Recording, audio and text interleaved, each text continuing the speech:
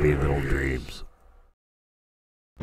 What is it about things that go bump in the night that gives us the chilly willies? When the sun goes down and the moon comes up, the ghastly ghoulies come out to stalk their prey and steal their souls. One place that you cannot escape from these evil demons is your dreams, which is the basis for the movie we are talking about today, A Nightmare on Elm Street. This simple idea spawned a $100 million franchise and is still looked upon today as one of the best slasher films of our generation. What superhero inspired the look of Freddy Krueger? What real-life incident inspired the story behind A Nightmare on Elm Street? So sharpen your claws and don't fall asleep, because this is the history of A Nightmare on Elm Street, the film, the toys, and the games. The year is 1981 and director Wes Craven has an idea for his next movie. Craven had directed a few cult hits, including the horror film Last House on the Left and The Hills Have Eyes. He was inspired by real-life events involving Cambodian refugees.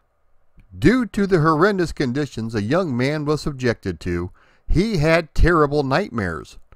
After eventually passing out and falling into a deep slumber, his parents heard him screaming in his sleep, and by the time they had gotten to him, he was dead. This was known as Asian Death Syndrome. Another inspiration was an elderly man was walking on the sidewalk outside of Craven's home when he was just a child. The man looked over at Craven and walked off. This startled Craven so much that he kept this image in his mind for a number of years. The man was also wearing a tattered brown hat, which is the same style Freddy wears in the movie. Craven was a huge fan of the comic book Plastic Man and used that as the inspiration for the stripes on Freddy's sweater. He thought it was funny that whenever he disguised himself as a lamp or something else, you could always tell it was Plastic Man because of the costume. Freddy has the same attributes in the movie. Craven did end up changing the colors from red and yellow to red and green, because those two clash the most and look the most unsettling to the human eye. The name Freddy Krueger was based on a childhood bully by the name of Fred Krueger. In his previous horror film, The Last House on the Left, the villain's last name was shortened to Krug. The iconic glove that Freddy wore was based on a bear claw going back to man's earliest bouts with nature and wild animals. The glove was actually so heavy that Robert Englund had trouble holding it up, which is why it hangs so low in publicity shots. There were several gloves that were used, but the main one, dubbed the Hero Glove, was used for close-ups and had extremely sharp blades. They were so sharp that if you closed your fist while wearing it, it would cut your forearm. At the time, most horror villains wore masks, including Michael Myers and Leatherface. Craven wanted his titular bad guy to be able to talk and threaten, so he decided to make him burned and scarred instead. The original makeup was supposed to be more bloodied and disgusting, with his face actually falling off from the fire. David Miller, the man in charge of makeup, told Craven that it would be difficult to create, so they went with the scaled-back approach instead. Freddy's elaborate makeup took 3 hours to apply and remove each day. When designing his burnt look, the special effects designer was inspired by a pepperoni pizza. As the story goes, 15-year-old Nancy believes that a badly burned child victim is attempting to snuff out her and her friends in their dreams. Nobody believes her until Nancy's friends start dying gruesome deaths in their sleep. The man in the hat turns out to be Freddy Krueger, a child killer who was responsible for killing the children of Springwood, Ohio, but was burned alive after the parents of the town took the law into their own hands.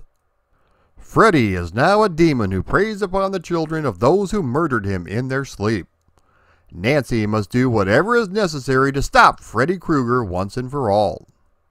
Once writing was complete on the script, it was shopped all over Hollywood and rejected. Disney had wanted to make the film but tone it down and make it more kid-friendly. Craven said skanks but no skanks and moved along his merry way. Thankfully, it was picked up by an independent company by the name of New Line Cinema. This would turn out to be the company's first commercial success and is often referred to as the house that Freddy built. David Warner, who had played the main bad guy in the movie Tron, was cast as Freddy and makeup tests were done. Due to scheduling conflicts though, he had to drop out.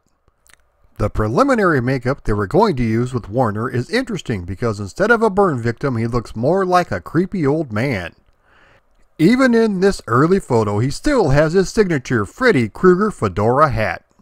Craven had wanted somebody large and imposing for the role and looked upon future Jason Voorhees actor Kane Hodder. For whatever reason though, Craven decided to go in a different direction. He had met with actor Robert Englund, who had slicked his hair back and rubbed cigarette ash around his eyes to make them look more sunken. Obviously, it worked. Craven had wanted somebody who wasn't very well known for the part of Nancy and went with Heather Langenkamp. The role of Glenn was initially pitched as a blonde-haired football-playing jock, went to unknown actor Johnny Depp after Craven's daughter saw his headshot and threatened to run away if her dad didn't cast him in the movie. This was Johnny Depp's film debut. They actually offered the role to Charlie Sheen, but there were conflicting reports on whether he wanted too much money or just didn't understand the role. There were multiple endings filmed for the movie, including one where Freddy is driving the car as it pulls away, which Wes Craven absolutely hated. 1, 2, Freddy's coming for you. 3, 4, better lock your door. Another ending was shot where the kids all drive away and everything ends on a happy note. Well, see ya. See ya.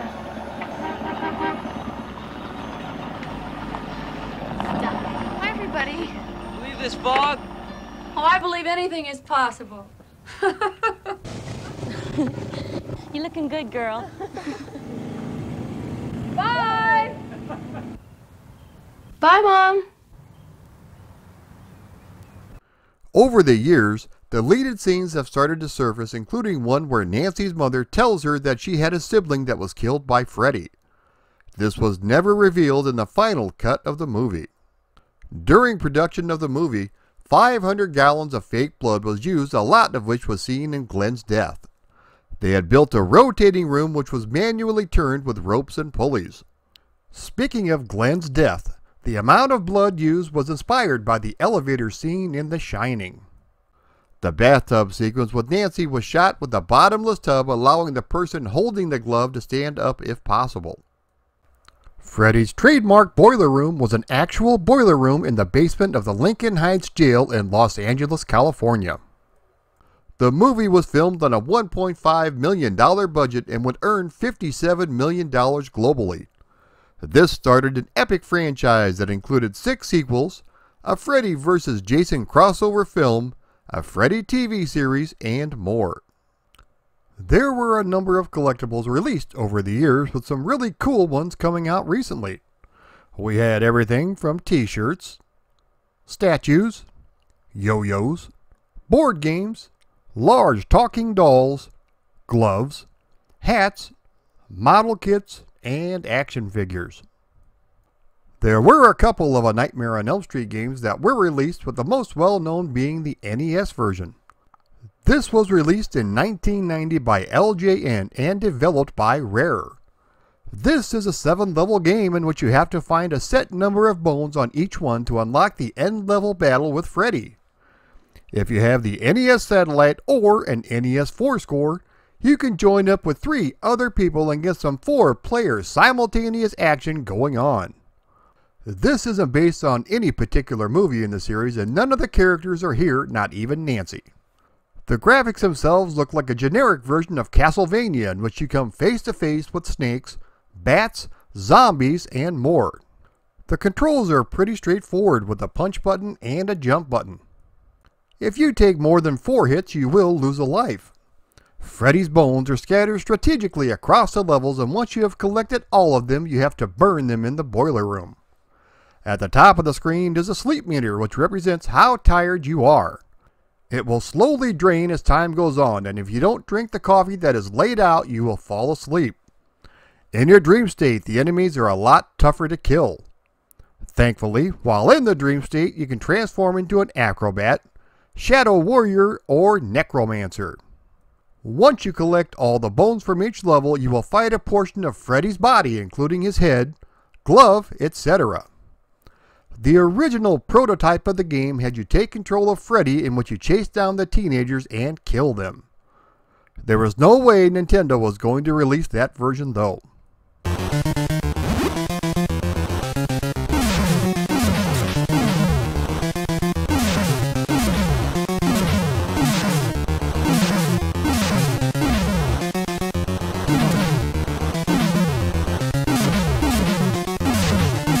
In 1989, A Nightmare on Elm Street was released for the Commodore 64 and MS-DOS.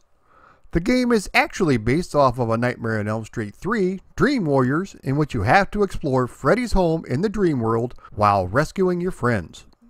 When the game first starts up, you have a choice of 6 teenagers to play as, including our hero Nancy, who looks to be about 3 sheets to the wind, but I guess if I had a creepy old burn victim chasing after me with Ginsu knives for fingers, I would be drunk as well.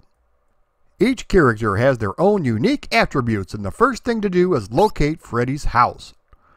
After that, you have to collect keys, pull levers, and defeat the various enemies that are coming after you. The viewpoint and gameplay is reminiscent of the arcade game Gauntlet, although not quite as fun in my opinion. The Commodore 64 version isn't too bad as far as graphics and audio, but if you really want the juiciest queefs around, stick with the MS-DOS version.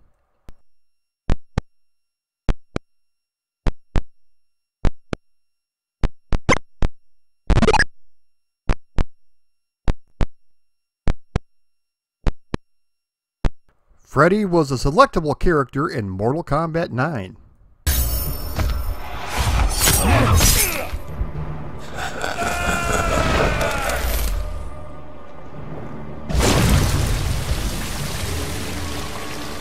A Nightmare on Elm Street has definitely stood the test of time when it comes to slasher films. We are nearing in on the 40th anniversary, and it seems as if the popularity just keeps growing. If you like scary movies but have never experienced this one firsthand, be sure and give it a shot. You'll be glad you did. If you like retro video games, be sure and check out my sister channel, Patman QC's History of Arcade Documentaries. If you like this video, be sure to like, comment, share, and subscribe. Also, if you would like to support me on Patreon, please click the link below. Thank you all so much for watching.